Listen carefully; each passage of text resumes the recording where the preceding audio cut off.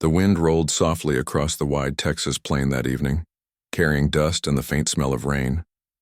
The sun was sinking low, painting the sky in orange and red. Luke Carson stood beside his last horse, patting its neck after a long day of work. The man looked tired but peaceful, as if the quiet land around him was his only true friend. His ranch was small, just a few horses, a barn, and a little wooden cabin. But it was all he had left after life had taken nearly everything from him.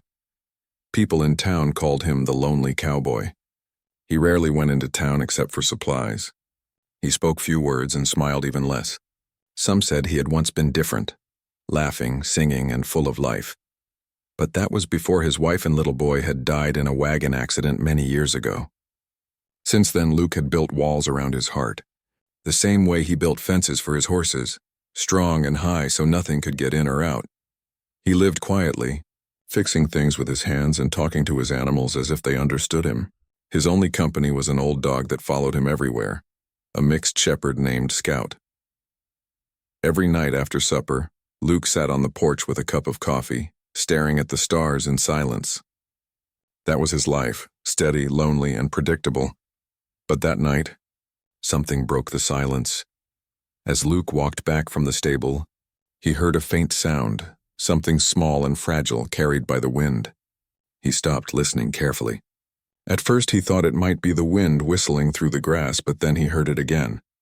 A voice, weak, scared, calling for help. His brow furrowed. No one ever came out this far. He put down his tools and reached for his lantern. The voice came again, trembling. Sir, please. Luke's chest tightened. He started walking toward the fence line, the lantern swinging in his hand. The light flickered against the darkness as he called out, "Who's there?" There was no answer, just the sound of small feet stumbling in the dirt. Then from the shadows 2 shapes appeared, thin, dirty, and barely standing. When they came close enough for the lantern light to touch their faces, Luke's heart sank.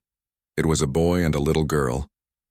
The boy looked around 10, his face bruised and smudged with dirt. He was holding his sister's hand tightly.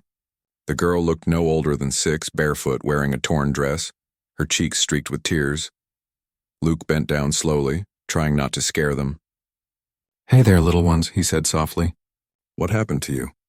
The boy's lips trembled as he spoke. "We were beaten, sir. Mama said you might help." The cowboy's hand froze mid-air. Those words, they hit him deep. "Your mama sent you here?" he asked, voice rough but gentle. The boy nodded, swallowing hard. "She said if something bad happened, we should find the cowboy who lives by the Red Hills. She said you'd help us." Luke blinked in shock. Nobody knew this place except a few old ranchers and travelers from long ago. "What's your mama's name?" he asked carefully. The boy hesitated. "Clara," he whispered. That name made Luke's heart ache. Clara. He hadn't heard that name in almost a decade. He remembered her, a woman with kind eyes and a calm voice. Years ago, her wagon had broken down near the same hills during a storm. She'd been a young widow then, traveling with her husband's old horse and trying to reach her family in another town. Luke had fixed her wagon and given her food, refusing any payment. They had talked that night, just sitting by the fire. He remembered how she had smiled when she thanked him, saying, "You've got a good heart, cowboy. The world still needs men like you." After that, she had left and he never saw her again, but he had never forgotten her words. Now standing in front of him were her children. Luke looked at their faces, bruised and hungry, and something inside him broke. "Come on," he said softly. "Let's get you inside before the night gets colder." He lifted the little girl into his arms, she was light as a feather, and led the boy toward the cabin. Scout followed, sniffing around them, tail wagging slightly as if sensing they were no threat. Inside the cabin, the fire was still warm. Luke set the girl down on an old chair near the hearth and handed the boy a cup of water. "Drink slow," he said. "You're safe now." The boy nodded but still looked frightened. His hands shook as he held the cup. Luke could see that both of them were exhausted. He found some bread and honey, placing it on the table. They ate like they hadn't seen food in days. The girl ate quietly, eyes drooping, until finally she fell asleep sitting up, her head resting on the table. Luke covered her with his old jacket, then sat across from the boy. "What's your name, son?" he asked gently. "Tommy," the boy said. "And that's Lily." "All right, Tommy," Luke replied. "You did good bringing her here. You're safe now." Nobody's gonna hurt you. Tommy hesitated. His small voice cracked. Mama said, "You'd remember her," she said. "She said you were a good man." Luke felt a tightness in his chest. "I remember her," he said quietly. "I'll never forget her." For a moment neither spoke.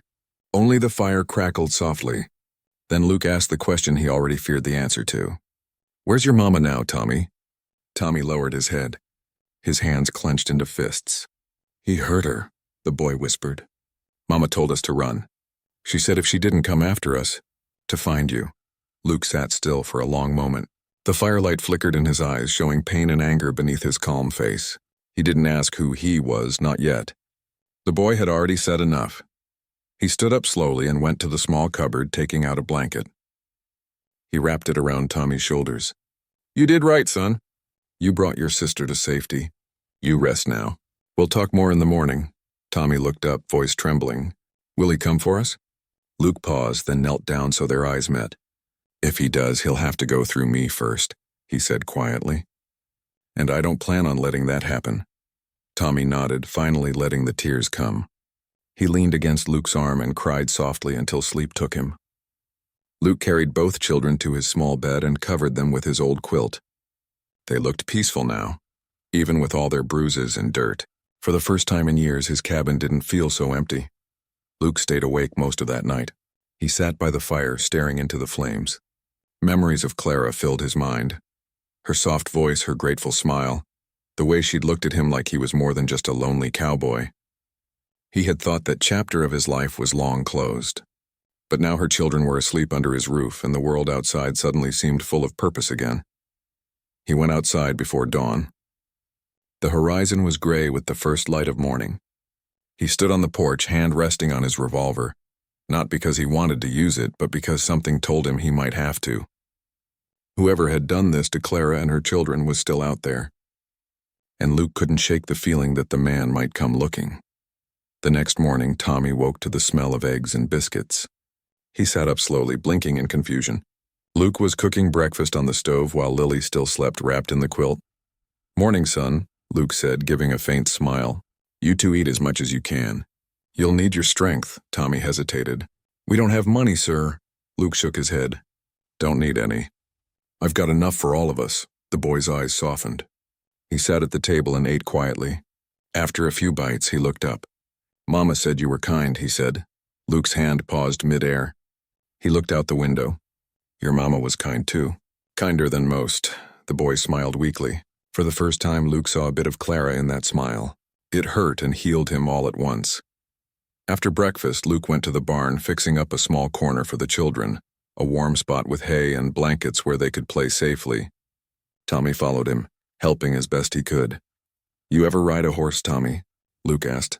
Tommy shook his head shyly. "No, sir," Luke smiled. "Well, maybe one day we'll change that." By noon, Lily was awake and running around with Scout, laughing softly, her fear slowly melting away. Seeing them laugh filled the cabin with something Luke hadn't felt in a long time. Life. But even as the day went on, a shadow stayed in his thoughts. The man who had hurt their mother was still out there, and Luke knew the kind of people who did things like that. Sooner or later, they always came looking, to silence witnesses, to finish what they started. As the sun set again that evening, Tommy sat beside him on the porch. "Do you think Mama's in heaven?" the boy asked quietly. Luke took a deep breath. "I think she's somewhere peaceful, son, and I think she's looking down, proud that you took care of your sister." Tommy's small hand gripped the cowboy's rough one. "Mama said you were alone," he said softly. "But you don't have to be anymore. You've got us now." Luke swallowed hard, his throat tight. He looked down at the boy and managed a small smile. "Maybe I do, son. Maybe I do." As the stars appeared one by one above them, Luke realized that something had changed. The emptiness that had haunted him for years was gone. He didn't know what tomorrow would bring, but one thing was sure. He wouldn't let anything happen to these children. Somewhere out there, danger was still coming. But for now, in this quiet night under the stars, a lonely cowboy had finally found a reason to live again. He looked back at the warm cabin, where Lily slept peacefully beside the fire, and whispered softly to the wind, "You can rest easy now, Clara. They're safe with me." The next few days passed quietly on the ranch. The children began to settle in, their fear slowly fading into something softer. Trust. Tommy helped Luke with the animals in the morning, learning how to feed the horses and collect water from the well. Lily stayed close to Scout, giggling every time the old dog wagged his tail or followed her around the yard. For the first time in many years, Luke's ranch was filled with laughter again. Every night, after supper, Luke told them gentle stories about the stars, the wild mustangs, and the first time he rode a horse. Tommy listened closely, his eyes shining with curiosity, while Lily always fell asleep halfway through, resting her head on her brother's shoulder. Luke didn't tell them about the nightmares that still came to him, memories of loss, of his own family long gone. But something about these two small souls had begun to heal him. The silence that once haunted his cabin now felt like peace instead of loneliness. But peace rarely lasts long on the edge of the world. One afternoon, Luke rode into town to buy more food and medicine. He left Tommy in charge of the fire and told them not to open the door for anyone. Tommy nodded seriously, promising to protect his sister. When Luke reached town, the general store was busy. As he loaded his supplies, he overheard two men talking near the counter. "Sheriff's looking for a man again," one said. "Mean fellow from the next county. Hurt some woman, they say. Took off before they could catch him." Luke froze, his hand tightening around the paper bag. "What's his name?" he asked quietly. The man looked up. "Hank Dorson, I think. Big fella. Mean temper.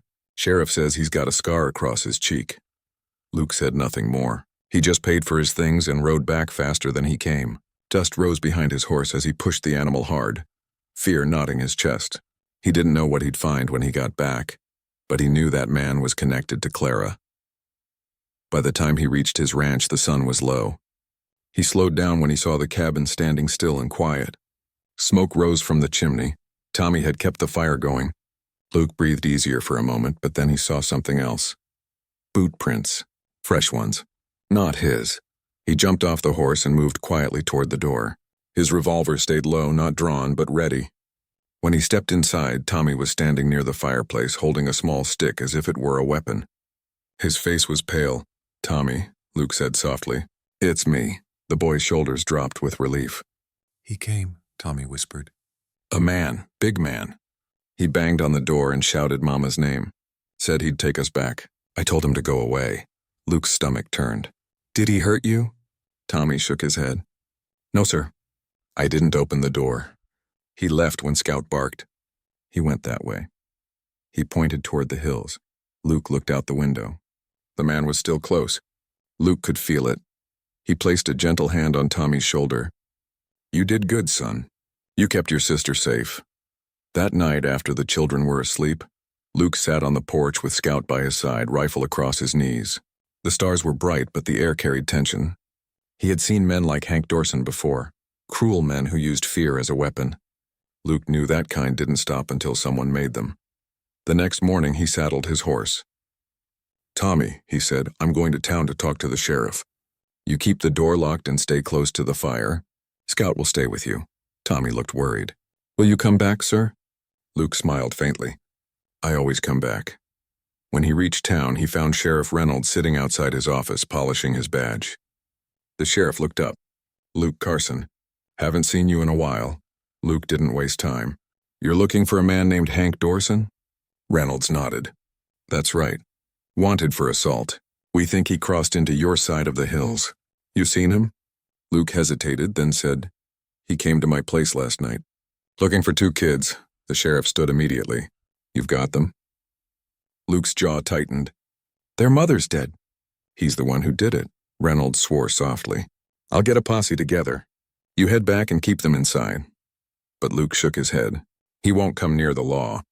He'll come for me. I'll keep them safe until you find him." The sheriff studied Luke's face. There was something in the cowboy's eyes. A quiet, steady fire. "All right, Carson," he said. "But be careful. That man's dangerous."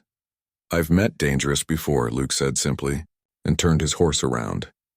By the time he got back, Tommy and Lily were sitting by the fire, reading from an old picture book Luke had found in a chest. Lily ran to him the moment he stepped in. "You're back," she said happily. Luke knelt down, hugging her gently. "I told you I'd come back." He glanced at Tommy. The boy stood taller now, trying to be strong for his sister. "You two did good," Luke said. "You're the bravest kids I ever met." They smiled, and for a while the day felt normal again.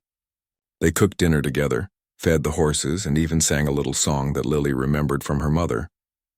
It was soft and simple, about sunlight and flowers. Hearing it made Luke's eyes sting, but he smiled anyway. When night came, the wind howled outside. Luke set an extra log in the fire and sat near the door, listening to every sound. Scout lifted his head once in a while, ears twitching. The children slept close together near the hearth. Then, sometime past midnight, Scout growled low. Luke's hand went to his rifle. He stood slowly, looking toward the window. Through the faint moonlight, he saw a shadow moving near the barn. Then another sound, the creak of a gate. He stepped quietly outside, the cold air hitting his face. "Who's there?" he called. A man's rough voice answered. "You got something that belongs to me, cowboy." Luke's eyes narrowed. The figure stepped into the light, a tall, broad man with a scar across his cheek. Hank Dorson. His clothes were filthy, his eyes hard. Luke kept his voice calm. "The only thing here that belongs to anyone is peace. You won't find what you're looking for," the man sneered. "You got her brats in there. I told that woman I'd find them. She thought she could run to you. Thought you were some kind of hero." Luke's heart burned, but his voice stayed steady. "She's gone, Hank, and those kids aren't yours to touch. You best turn around and leave while you still can." The man laughed cruelly. "You think you can stop me, old man? I'll take what's mine and teach them a lesson." Luke's hand tightened on the rifle. He didn't raise it yet, just let his words carry weight. "You've done enough teaching in your life, Hank. You hurt that woman. You scared those children. That ends tonight." For a moment, they stared at each other. Then the man took a step forward, but something in Luke's eyes stopped him. The cowboy's calm wasn't fear, it was strength. The kind that comes from pain, from loss, from years of surviving alone. Hank spat on the ground. "You'll regret this, cowboy." He turned away into the dark, disappearing among the trees. Luke stood still for a long time, his heart pounding.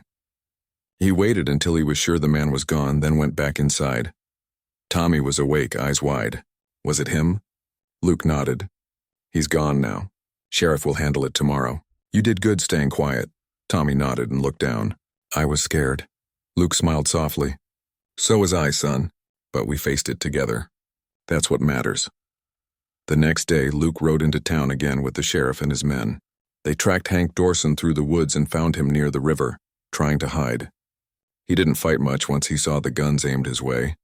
The sheriff arrested him and took him away, muttering that he'd be spending a long time behind bars. When Luke returned home that evening, the children were waiting at the gate. Lily ran to him, throwing her small arms around his leg. "You came back again." Luke laughed softly. "I told you, didn't I? I always come back." Tommy looked at him seriously. "Is he gone now?" Luke nodded. "He won't bother anyone again." The boy's shoulders relaxed. "Mama would have said thank you," he said quietly. Luke looked out over the horizon, the orange light of sunset touching the land. "She doesn't need to," he said. "Just seeing you two safe is enough." Days turned into weeks. The sheriff came by to check on them once, saying the man had confessed everything. After that, the ranch went quiet again, but this time the quiet felt warm. The children had made it their home. Tommy helped Luke with the horses every morning, learning how to saddle, feed, and ride. Lily loved the flowers by the creek and spent hours picking wild daisies to place in a jar on the table. Luke fixed her a small wooden chair, carving her name into the back. One evening, as they sat on the porch watching the stars, Tommy spoke softly. "Sir, do you think we could stay here?" "I mean, forever?" Luke turned his head slowly. The question hit him deep. "You want to stay?" Tommy nodded. "You're the only person we got now, and you're good to us." Lily looked up, smiling sleepily. "You're like Papa now." Luke's throat tightened. He looked away, blinking fast. For years, he'd thought his heart was too broken to care for anyone again, but these two had changed everything. He put his arm around them both, pulling them close. "Then it's settled," he said softly. "You'll stay, as long as you want. This is your home now."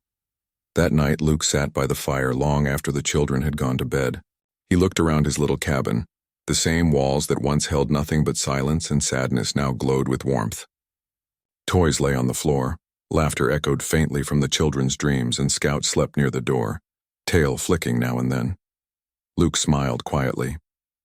Somewhere deep inside he felt Clara's presence, as if she were standing just outside smiling too.